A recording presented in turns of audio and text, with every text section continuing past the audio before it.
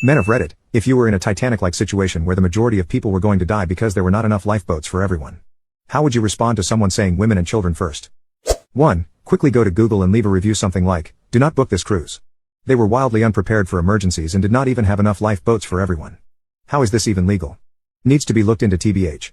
Food was pretty great though, Chef Kyle did an amazing job on the salmon." 2/5.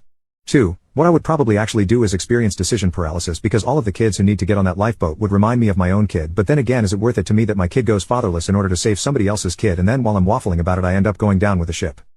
3. Children make sense, elderly don't though. 4. Like everyone would like to think it'd be a hero. But fear does things to you. 5. 74% of women survived. Only 20% of men survived. Second Officer Charles Lightoller interpreted women and children first as women and children only and often refused to allow adult men aboard, even when seats remained. I do not know how I would have acted, but I wonder whether such a rule would exist today. 6. The children part is easy. I like to think I would live to my own ethical standards. I wouldn't push onto a lifeboat while a child needed a spot. I think you have to consider how you could live with yourself afterward knowing your life was bought at the expense of a child's. Adult women it's a bit different, since I don't think we should automatically prioritize their lives over ours, but at the time of the Titanic women were almost always the primary caregivers for the children, and even today 100 plus years later that is still usually the case. So I think a woman who is with her child should get a priority over me, a man by myself. 7. As a person with major depressive disorder, dying for a good cause sounds great. Don't threaten me with a good time.